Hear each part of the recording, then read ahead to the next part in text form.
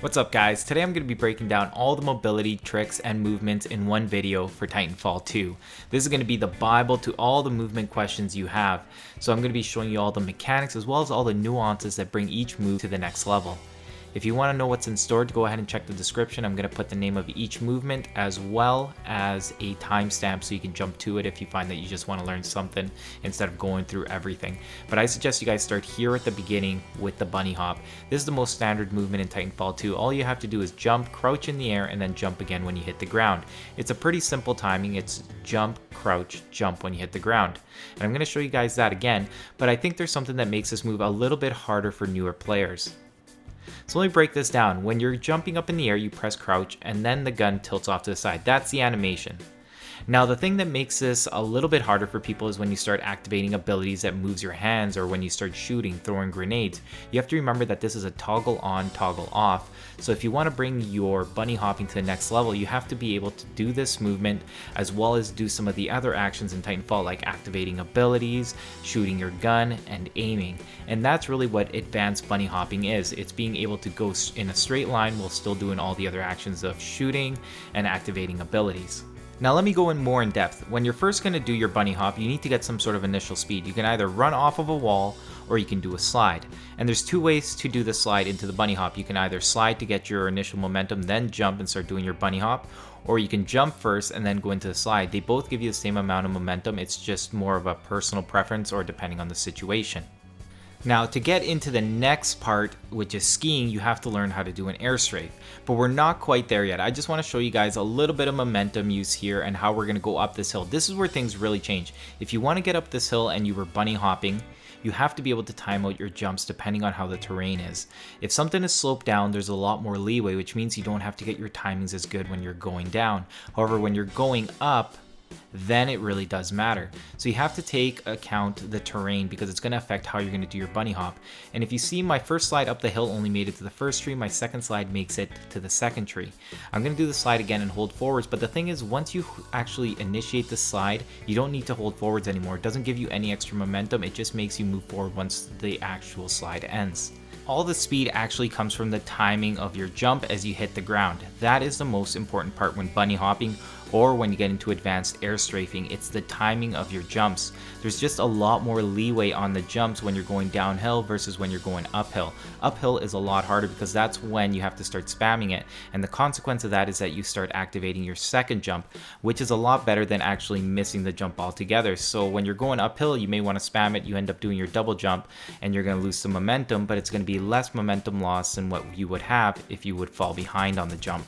So that's the difference between jumping on elevation that's going down versus uphill. So once you get good at that, you can do all these techniques backwards because it's not related to the way that you're looking, it's just momentum based, and you're going to see that a little bit more in the next example. So what we've covered so far is bunny hopping, and that's done with your left analog stick. You can hold left all the time, and this is as far off to the left you'd get once you have forward momentum. If you did a double jump and did an air strafe, you can go left like you just see me now. But once you have forward momentum, holding left on the pad really does not make you go left. It gives you something of what you see here. If you want to properly maneuver yourself and start learning the air strafe with the bunny hop, that gives you skiing. So what you have to do is take the left stick that we were just holding either left or right, because holding it forwards doesn't help at all for bunny hopping, right? So we're holding it left or right, and now we're going to add either a left or right on the right analog stick or with the mouse. So this is skiing, bunny hopping and air strafing together. Left and right, left and right. Really try to picture your joysticks like they're poles, left and right, and you're going down that hill, down those mobiles.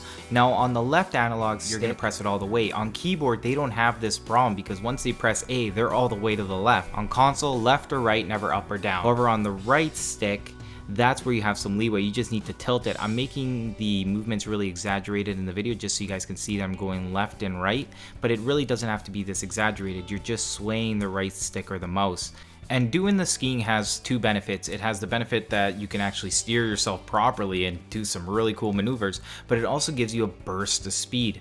Whenever you hit these timings right, you're going to end up getting more speed than you would when you just do a regular bunny hop, and it also helps correct for speed loss when you have bad timings.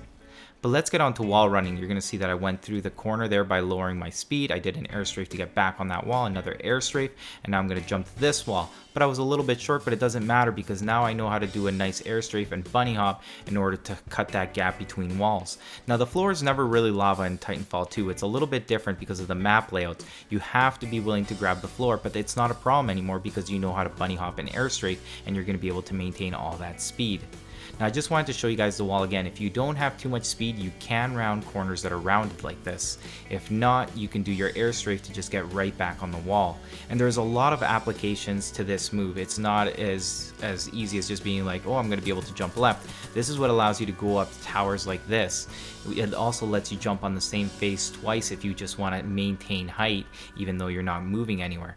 But once you actually get good at your air strafes, you're able to climb things like this very easily in this game. The tower across, I can also get up that, but not all the way to the wire. It already starts telling you you're out of bounds just when you get to the top of it. So I'm not exactly too sure about that. Now you can see here that I went right into an air strafe by taking the momentum that actually sent me straight down. So if your timing is good, you're going to be able to air strafe almost out of any movement in this game. If you want to have a little bit more practice, you can set up some cones for yourself. The level with the bridge that has a lot of cars and debris in the way, so that's a good one to also just test out your mobility and how much control you have, because once you have a lot of control, you're going to be able to see that you can make a lot of tight turns, at least tighter than you originally thought you could do. And if you time out really good with the air strafe, you're going to be able to keep your momentum. So here I'm just going to do a quick little line. I'm going to go through here, do some wall running, do a few of the other things we've learned. I'm going to do a little bit of bunny hopping. I'm going to turn here by using my air strafes with my bunny hop to do some skiing. I'm going to spam my button there because terrain plays a big part on how you're going to do your bunny hops. You have to be ready for the slope down and the slope up. So let me show you guys another technique, the wall hang. Now there is an ability that gives you this, but I wouldn't recommend using it because there's other abilities that you'd probably want to use. Anyways, you can just jump between the corners, and that's the way I used to do it. But it's actually just as easy to just keep walking to each one. Every time the jump disengages, it'll catch the next wall anyways, so you don't even really need to jump. Now this is one of those trick movement things, the gravity star. Now one thing to understand about the gravity star is you don't have to do anything crazy to get momentum from it. If you just walk by it, the explosion naturally knocks you forward. So what you want to try to get after that is your timing down, so you actually put some speed behind it, and then you're going to get those giant boosts of speed. And it's actually even faster than stim. So this is one of those techniques that's actually really useful for things like CTF. And honestly, the timing to this is not that hard. This is actually the easy way to do it. You can get more creative with it. I ended up doing a halo jump and I'm like, oh, this was actually particularly easy. The next level to actually using this mobility trick is being able to do it while you're actually mobilizing yourself. While I'm going to do some things with stim, I'm not going to be covering the grappling hook just because I find that that's a completely separate video. So this is the next level, and it kind of goes back to that first thing I told you. When your gun's tilted and you start doing other animations, that's where it can get confusing. So I knew I had hit my tilt button, and you have to believe that if you've hit it, because I used to really doubt myself because I couldn't see the animation. I'd hit it again and then I'd come to a full stop. So that's where it really gets hard to do this gravity star thing, is timing out everything. You want to start doing your slides and still throw out the gravity star while maintaining your bunny hop air strafe to do your skiing. So even when I mess up, there's actually quite a bit of leeway to using this gravity star. So don't be afraid to use it. And I'm sure you guys are going to be able to come up with really cool ways to, well, you kind of get the idea here. So I'm just gonna, yeah, you get it.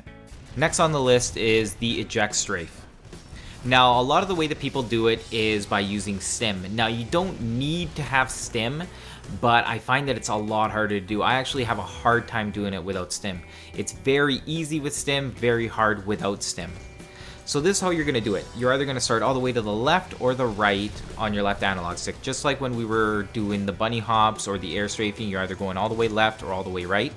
And then you're going to do a half moon rotation, either from the left all the way to the right or from the right all the way to the left. Now the real trick is that you're doing the exact same thing with the right analog stick or the mouse, the exact same movement, but you have to do it slightly slower, so you have to lag behind it, and that's how you build this momentum. It's kind of weird. It's kind of like being cross-eyed. You have to do two Hadoukens, but one has to be slightly behind the other.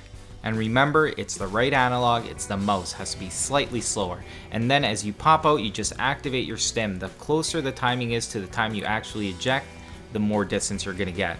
That's of course assuming that you had good timing on your half moons that you're doing on your controller, or the timings that you're doing between your keyboard and mouse. I suggest you go into Bounty Hunt. There's just so much stuff to kill there that you're going to be getting your Titan immediately. That's where I learned to do this with more consistency. It's really fast, so just get your Titan, eject it, and then go right back to work.